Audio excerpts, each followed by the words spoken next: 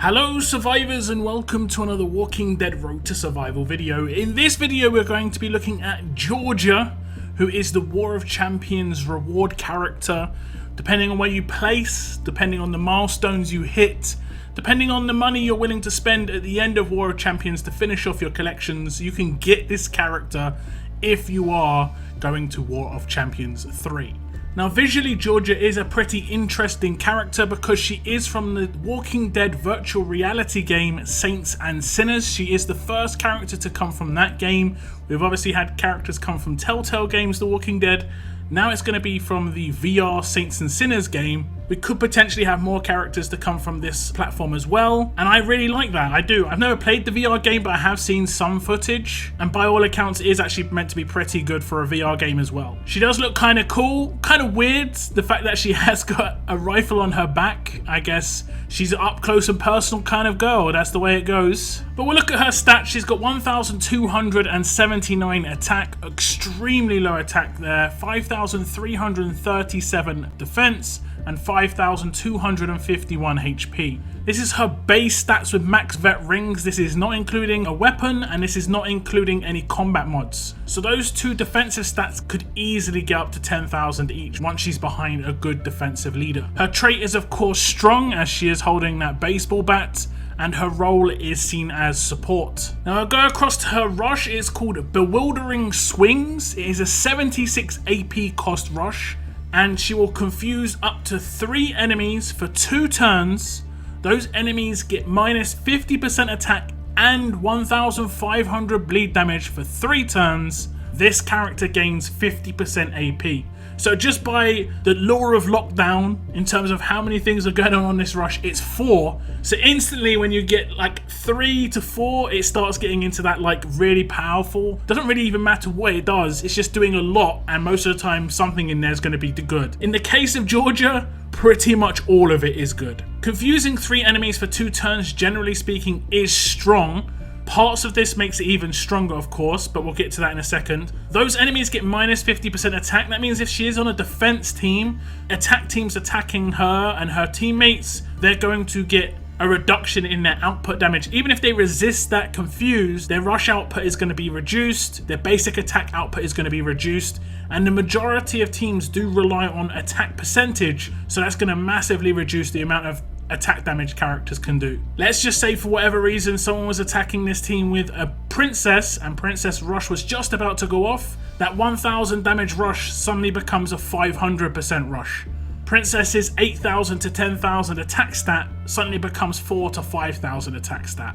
It basically turns an S-class character into a 6-star character, and most S-class defensive characters will be able to withstand that sort of damage.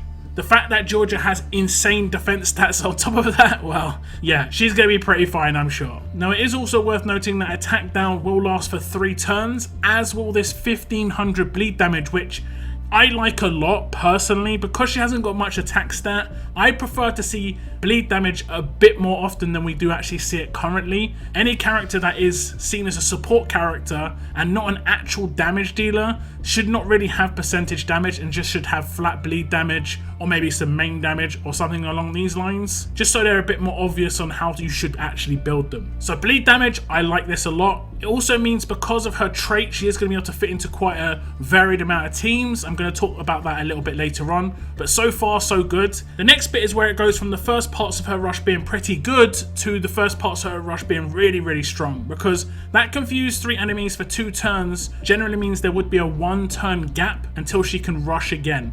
But because she's gaining 50% AP every time she rushes, after she rushes the first time, she does 1 basic attack, then rushes again. 1 basic attack, then rushes again. So we'll just start up a quick test raid just so you understand how it works. We'll get her rush up, which is natural turn 3, as long as she has a very large weapon behind a very large or a huge leader. Right now her rush is up. We'll just defend with Clementine just to show you how it works. She'll rush, and she'll gain 50% AP.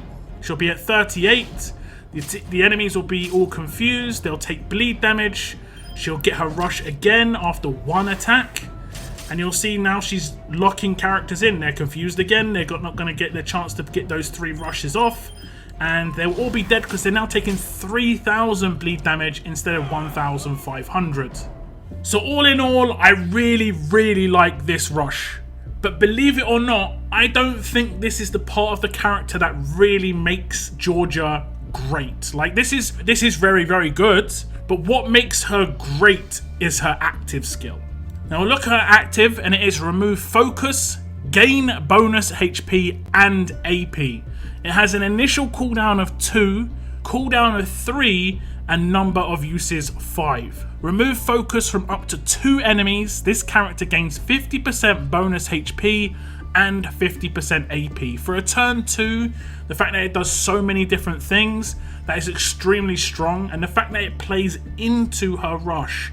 Removing focus from enemies means that you can confuse them. If an enemy has focus, they can't be confused. Well, they can be, it just won't work. They won't be confused, they'll be able to attack normally. This character getting 50% bonus HP on turn 2 is extremely strong, as that 50% bonus HP is most likely going to be in the region of 4,000 to 5,000 bonus HP, because she's easily going to be able to get between 8,000 and 10,000 base HP with mods, leader skill, weapon. Now the last bit means that she can do this turn 2 on a defense or attack team and be guaranteed to get her rush every single time. Obviously, if she gets AP drained or controlled, she won't be able to rush turn 3, but she could be commanded turn 2 as well. On a defense team, this is really especially important because a lot of the time things can kind of go wrong in terms of the order of the active skill, then the rush, and if you do the active skill, you're not getting AP, or then your rush is turn 4, and it can just be a bit of a kerfuddle in terms of should you upgrade the active skill? Is it worth doing? In this case, it definitely is worth upgrading the active skill. You're definitely going to get your rush turn 3. You're only going to lose out on a basic attack, which in Georgia's case would pretty much just be the potential of her stunning someone on attack. But it also could mean she gets impaired by attacking like a tough character, something along these lines. So again, just to show you how it works, we'll attack the same team that we did before, but this time instead of doing a basic attack turn 2, what we'll do is Georgia's active, and you'll see she'll get 50% AP, and she'll get 50% bonus HP, and she'll remove focus if anyone has focus from 2 enemies. As you can see, huge amounts of bonus HP. This is her with her base stat. She's not getting any weapon bonus, no lead bonus, and then she's getting a natural turn 3 rush. It's exactly the same situation that we saw before, but now she's just got huge amounts of bonus HP. This will work exactly the same on a defense team as it does on an attack team, and the fact that she's just as powerful whether you're controlling her directly or not makes her a very good defense team character.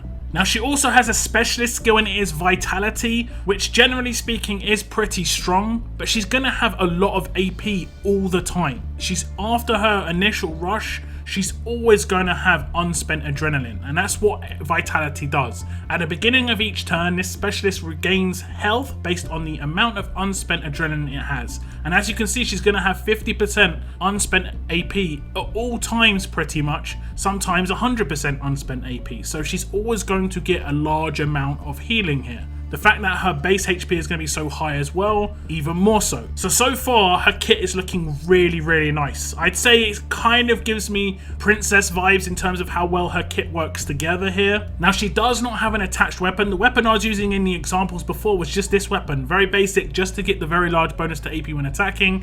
You can put whatever weapon you want in her hands. And simply put, you just want to make her defensive. Start on a defensive ore, give her 30% defense, AP on attack, stun on attack, and that 4 slot you could go with pretty much whatever you want.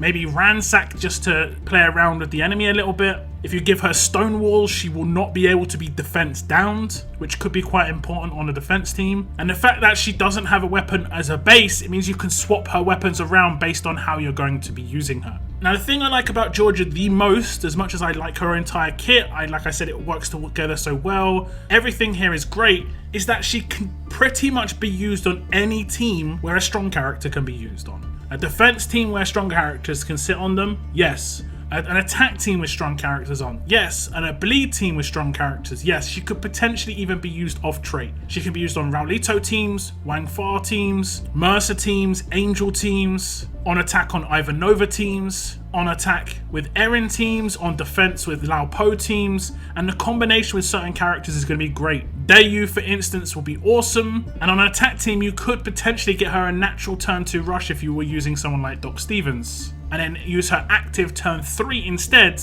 to just give her again another natural rush turn 4. Lots of options for this character. I think she's great, and she's probably the best exclusive character that has come to War of Champions. Obviously the first one being Lily, who I thought was actually pretty good as a disarm character. Then we had Steven, who was, I think, a little bit underrated in terms of what he's useful for. For instance, Onslaught, I think he could be very, very useful there, but overall Georgia is definitely miles ahead of both of these. It is kind of peculiar, however, that every single War of Champions reward has been strong so far.